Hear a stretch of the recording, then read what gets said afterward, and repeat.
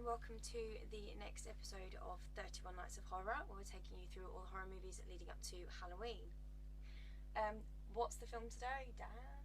The classic Psycho. Psycho. It's Alfred Hitchcock.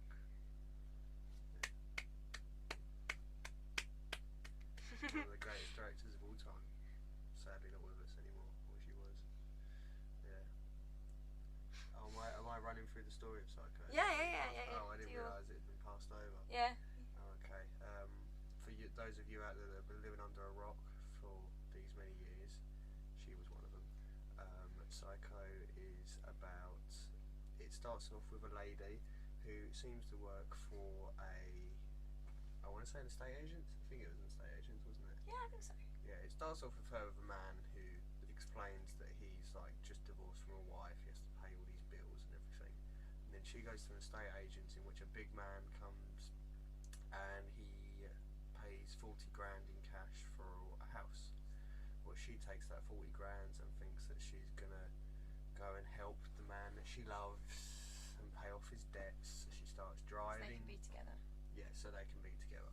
And so she starts driving away, and she stops along a motel called Bates Motel, and she stays for the night, in which she meets the very lovely Norman Bates. He's a very nice man. She stays, she has dinner with him, they have a nice conversation, which, by the way, that conversation was brilliant. Love it. I will go into it later. But and then she continues to stay the night, into which we get the famous scene of where she's murdered in the shower, and Norman Bates is horrified because it seems that his mother has killed her in the shower, and so he gets rid of the body, puts it in a swamp and everything, and we carry on. Then a detective comes along trying to find her. She gets murdered. He gets murdered by the mother, and then we continue on. Sorry, I'm taking ages because I want to do everything to this film. And it turns out at the end that Norman's mother has been dead for 10 years, and the dead body of his mother is found in the basement. And it turns out that Norman Bates is insane, and he thinks he's his mother, and he's been dressing as his mother and killing the people, and it ends with what I think should be the scene that was remembered for the film, but it's not. It's the shower scene, is where he's sitting and a fly lands on his hand, and he utters the words, "I wouldn't even hurt a fly," and he continues to look at the camera, and it is the most evil face you will ever see in film. And there's this lovely little shot where Norman Bates is looking at the camera, and his face sort of shifts to his mother's face very quickly. It's the weirdest thing. And then the end comes up. It's a great story to a great film from one of the greatest directors. So good. I can't believe it's taken me this long to see it. Like, as a horror fan, I don't know how I've managed to get away from it, but I have wanted to see it. I have. It's taken me someone like this lovely person here to actually sit me down and watch it. And, yeah, because amazingly as it sounds, she did not know anything about this film. I managed to get away from knowing anything. All I knew is that she was the leading lady was she was murdered in the shower, and obviously you have it in your head that it's a guy, that it's Norman Bates, because that's the guy. He's the guy of the movie, but it wasn't until I saw the shadow I was just like, oh my god, it's a woman. Yeah, it was so nice to watch someone. I mean, because everybody that I've ever watched it with has kind of known the story of Psycho. Oh, I didn't know. It was so nice to sit there and watch it with someone who knew nothing and was shocked that it was Norman's mother, and then was even more shocked later on when it turned out that Norman's mother was dead, and it was Norman that was being Norman's mother. So creepy. You know, and that shot, the scene where he gets discovered, he looks so terrifying. Yeah. He's got this really horrible grin on his face, and he's coming in to murder the girl, and he's dressed as the mum, and it's so insanely creepy. good. Like, it is like there's two movies in one, because you have the first movie at the very beginning where the girl's in love with the guy, and she obviously steals the money and she runs away, like we'll explain, blah blah blah. And when she meets Norman Bates at the motel, and he kind of tries to woo her. He's trying to be nice. He's trying to be really nice to her, and it's so lovely. Like, he is adorable. He is. He's so lovely. He's so charming. Norman Bates, I mean, the character of Norman Bates, I mean, I won't go into the spoilers of the other films because there's 4 Psychos, and this is just literally the surface of the Norman Bates character. He is one of the most interesting characters in film history. I'm really excited. So interesting. I didn't realise there was 4 movies. I will get you to watch them. So I'm like looking forward to seeing them. The next one, I think it's either a family member or someone. They come along to take his house, and he's just come out of the insane asylum. Oh, okay, cool. And obviously the whole thing is he still insane during it? But the character of Norman Bates is so interesting. Even in this film alone, if you add on the other 3 films, he's even more interesting. But Norman Bates. He has two sides to him. He has his mother and he has Norman. Norman is the most politest, loveliest man you will ever meet. He is so lovely. He's only protecting his mum. Yeah, he truly believes the only time he seems to be riled up is when someone says bad stuff about his mum. But when he's his mum, he's horrible. He's so sweet. Yeah, when, like I said, that conversation where he sat down with the girl and they had this really nice conversation where he had this nice little speech, and she mentions putting his mother in a madhouse. Yeah. And the speech that he gave was just so protective and so lovely of his mum, when I think it was like the clucking of the tongues as they want to go on about the madhouse. It's just such a nice little speech. It's really well written. Hitchcock, thing about birds. He definitely likes Thinking about birds. Yeah, I mean, like I said to you, I think his logo is actually a bird. Hitchcock. He should be known more for his birds. Obviously, there is his amazing film, The Birds. But then, obviously, there's taxidermy in this film, isn't there? I mean, he collects, he stuffs himself dead birds. Which, at the end, you find out that he's done the same to his mum's body. Yeah. She's been stuffed to preserve her. She's a bird. Well, yeah, she's just like a little skull. She's a bird. Yeah. She's a girl. But like, even like you said, like the clucking, the words he uses, like there's just a thing about birds that he seems to be obsessed with, which is cool because I'm all good with that. It's just kind of continuity to all these films. And can I just say, when did acting in horror have to be so bad? Like, you taking a film that was made 1960, 1960. The acting's great. It's great. Why? I don't understand why this. A lot, not all of them, but a lot of like scream queens of the day of now, like, are just terrible. Oh yeah, and the acting is so good back then. Yeah, the main woman who gets like killed only like quite like halfway through the film. She's brilliant. Yeah. She's brilliant at what she does. She's like, there was that scene where she was driving, and you heard all these voices of all the people that were discussing her stealing the money, and it's left to your own devices of whether that's what's been said or whether that's what she thinks is being said, because she seems to have like this inner monologue, but it's just. But even though she's looking straight ahead and her face isn't moving, you can tell. I don't know. There's something. I know a lot about Hitchcock's style is that you kind of make it. You kind of allow yourself to see more than's actually being shown, but it's all in her eyes. It's mad. Yeah. And that's not even going into. I mean, obviously, the shower scene. That is one of it's one of the most famous scenes of cinema history. Yeah. For a good reason. For a very good reason. It is perfectly shot. It is so good. Like, you never see the knife go in.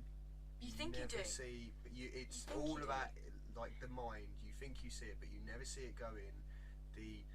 I love the blood trickle. Yeah. Going into the plug. It's so good. Hitchcock gets his nudity in. But it's not nudity that's definitely there, because when she's grabbing for the shower curtain, you can see the shadow of boob, basically. It's so tastefully done, and even like that lasting shot of just her laying on the floor. She makes one pretty corpse. She does. She was a very pretty lady. She was. That like where she's just like sort of leant back against the thing, grabbed, and then she's lifted her hand to grab the shower. It's such a good scene. And the thing is, I've only just remembered from watching it, which makes me sound really stupid. Doesn't make me stupid. You'll see what I mean when you watch it. It was black and white, but yet you see the red of the blood. Yes. You see it, and you see it, and it's just mad. Yeah, I mean, I think this was Hitchcock's last black and white film. Oh, okay. Yeah, and I think he decided. I think I read that he decided to make it black and white because his way of thinking was there's so many bad black and white B-movie films that are successful. What would happen if it was a really good thing? Yeah. And he did this on a budget of 800,000, which isn't a lot, but in movie standards, and it made 40 million. You know, Doesn't surprise me. It's beautifully done. This film, from start to finish, shows why Hitchcock is one of the greatest directors of all time. The script is amazing. The actors are amazing. I think it's Anthony Perkins who plays Norman. He is one of the most underrated actors of all time. He is so good. I've never heard of him, but I like him. He is so good, and sadly he's not with us anymore, but he is amazing. And if I get you to watch, and I want all you lot to do it as well, if I get you to watch the other 3 Psychos, you will see just how good he is as Norman Bates. He is amazing, and it gets me excited to watch them. I think we're going to start watching the Bates Motel TV series, because the Norman Bates character is so interesting. Where is that set in the story? Can it just be? Can I just watch it now and it makes sense? Now I've seen the first film. It would do, because the TV series is set when he's younger, to explain the relationship between Norman Bates and his mother, because obviously, it is actually, it's actually his she's mother. alive, and that they've just taken over the motel. Oh, that's even better then. And it's to show how she is, because obviously she's an overbearing mother. Yeah. She's a horrible mother, but she's not a horrible mother because she loves her son and she wants to protect her son. So it'll be interesting watching. Obviously now I've seen the film, to see the series, and then when the series is dead and buried and gone, watching the film again. Yes, because I'm hoping, I've seen a couple of the episodes and it's quite good. I'm hoping that the TV series they've got their story set. Kind of like, I don't want to bring it up because it's been killed to death, but kind of how Breaking Bad was. Breaking Bad had a set story, it got that story out. I want the Bates Motel to be exactly the same. Start, middle, finish, done. And then it would end with, maybe it would end with Norman killing his mother off, because that was explained in this one. He killed his mother and her lover. I mean, that's a bit iffy, I think, like, if you go through the films, it kind of is questioned that. Because why would maybe it'll be like a How I Met Your Mother sort of thing, where it's like, is this the relationship she's in sort of thing? Maybe we'll get to see her meet somebody. I don't know if the name was mentioned. I can't remember if the name was mentioned of her lover. No. But if it wasn't, then it might be a case of we see someone. But, that's the TV series. That's the TV series. I mean, we're getting back to the film. It's just, I cannot think of anything bad about this film. It's so perfectly done. I mean, it's nice to have. This would be my second perfect film on the list, with The Shining. This film is beautifully shot. Yes. It's brilliantly scripted. Even the music. I mean, the most famous song in it is not the song of Psycho. The that's not the Psycho song. You get this one song, I can't even remember how it went. It's yeah, and that is played all the way through the film, and it's chilling. It's great. It is a testament to Hitchcock in that we discussed it quite a while ago when I showed this woman The Birds, in which Hitchcock does this lovely thing where if you watch a horror film nowadays, if something is meant to shock you, you'll get a bing, a really loud noise.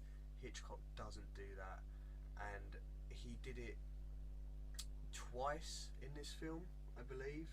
The one where the detective was at the top of the stairs and it caught her, where it literally went to signal a death. That's the only time that music is ever shown, is to signal a death.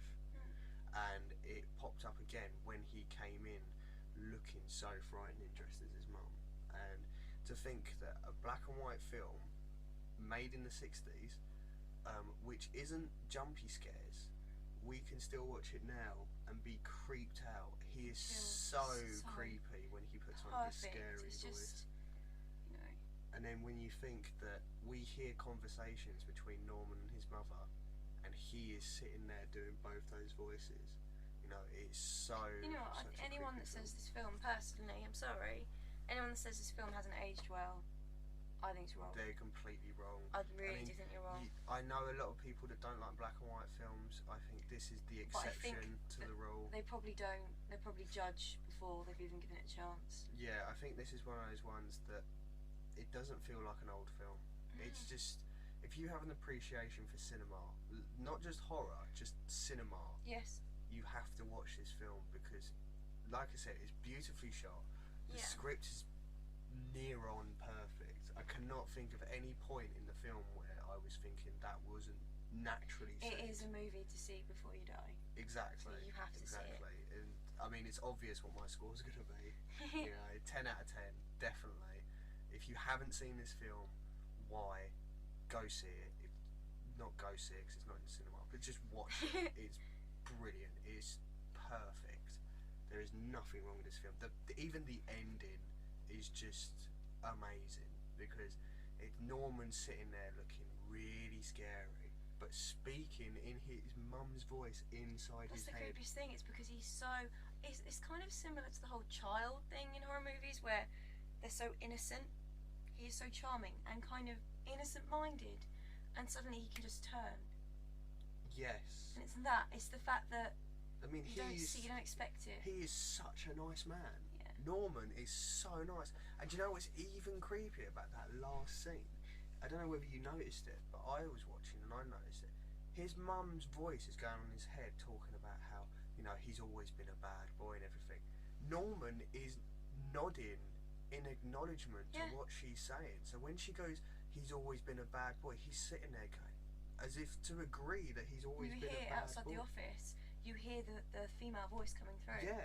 And So that's weird. in his mind, his mum's talking, but his body is still Norman, agreeing with what his mum It's is terrifying to think It's- somebody's that not with them, you know, they're just not there. saying. I mean, They're that's literally just not there. terrifying in itself, but then to take it out of that, what great acting. What great directing. I to can't have. think of I actually can't think of an actor right now who I believe would do that justice. Like, Exactly. proper justice. You know, I can't. mean, the only thing that I could think of that could come close to it is that licking of the lips that Heath Ledger did as Joker. It's such a small, tiny thing, but it adds so much realism to the whole film. You know, amazing, so amazing. Do you give your review? Because I think I've just creamed all No, over I've this kind film. of- You know, I feel the same. Like, I knew I was going to enjoy it. I didn't. Not that I didn't think I would enjoy it this much, but I don't know. I guess because I knew I was putting it off because we were going to wait and then watch it. Yeah, I loved it. Even more than I thought, and I can't find anything wrong with it. I really enjoyed it. I could watch it in 10 years' time and still love it, and it wouldn't have aged. And I do it so early on, and I don't want to give too many good reviews, but at the end of the day, it is perfect.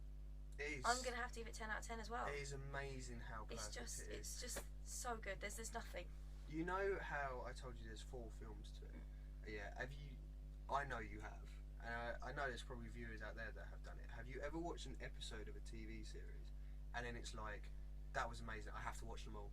I Yeah. have to watch this whole TV series. Yeah. That's what I did with Psycho.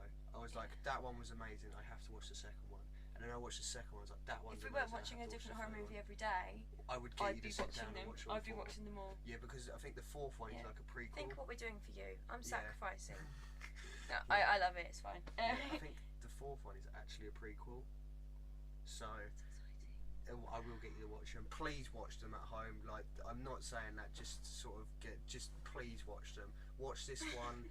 You know, don't watch the remake though. That is one thing I will warn you away. Don't watch the remake. The remake is, I don't know whether you've seen it, but Vince Vaughn plays Norman Bates. Are we not talking about American Psycho? No, American Psycho is a completely different kettle of fish. Oh, okay, fine. But yeah, Vince Vaughn is in Will Ferrell, old school sort of, Dodgeball. He plays Norman Bates, and there's only one man that can play Norman Bates, and that's Anthony Perkins. I think that's his name. I don't want to get it wrong. And then obviously there's American Psycho. Let us That's know at the completely bottom if you got that wrong. Yeah, I mean, I've got a few things wrong anyway. I'm pretty sure it's Anthony Perkins because I remember looking him up and seeing that he died, which was sad. But anyway, that's our review for Psycho. Yep. You know what's next? I know what's next. Yeah. Next, we are actually going to do something from the 90s. From the 90s? I believe it's the 90s. 90s. And again, we're trying to kind of keep you on your toes because it's something very different. But Event Horizon. Ooh, Event Horizon. Which, for many of you out there that are gamers, I mean, you might have seen the Dark Souls 2 t-shirt. Yes. Ooh. Event Horizon was the inspiration to Dead Space, the EA series. So that's just a little taster on what. If you haven't seen Event Horizon, it's a mind fuck. So I watched it last Horizon. as a teenager, so I'm very excited. How shocked I'm gonna be. Yeah. I am, because I remember liking it back then, but I can't remember anything about it. So yeah, I had to, at first I had to talk her around. I think when she's watched it, she's gonna love it, and I think you're all gonna love it. I'm glad that I can't remember why I enjoyed it, because I'll be surprised. But I hope you've watched Psycho before watching this review. But I completely don't blame you if you haven't, because I haven't. It's amazing. Watch it, then watch Event Horizon. Get ready for our next review. We will see you tomorrow. Bye. Bye.